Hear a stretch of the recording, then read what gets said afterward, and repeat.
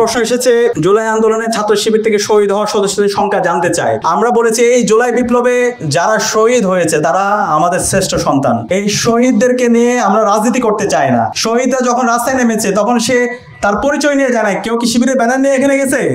কেউ ছাত্র দলের ব্যানার নিয়ে গেছে? অথবা কেউ কি কোনো দলের ব্যানার নিয়ে গেছে? সবাই বৈষম্যহীন ইনসাফ ভিত্তিক বাংলাদেশ বিনির্মাণ করার জন্য গেছে। সুতরাং এই শহীদদেরকে যদি আমরা এভাবে ক্যাটাগরাইজ করি, এই শিবিরের, ও ছাত্র দলের, ও বিএনপির, তাহলে এর বাইরে বড় একটা সংখ্যক থাকবে, তারা কোন দলের হবে? সুতরাং এই ধরনের নষ্টামির জন্য আমাদের শহীদরা যায় নাই। আমরা শহীদদেরকে শ্রদ্ধার জায়গায় রাখতে চাই। সে কারণে ইসলামী ছাত্র শিবিরের জায়গা থেকে আমরা দায়িত্বশীল আচরণ করেছি।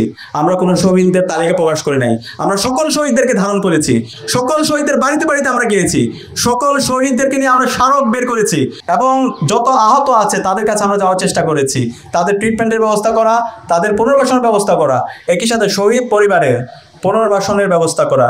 সেটার জন্য আমরা বিপ্লব পরবর্তী 1 বছর জুড়ে কাজ করছি। সুতরাং আমাদের অনুরোধ থাকবে, অন্যান্য যারা রাজনৈতিক দল আছে, ছাত্র সংগঠন আছে, আমরা শহীদদেরকে নিয়ে এভাবে যেন আমরা বিভাজন না করি।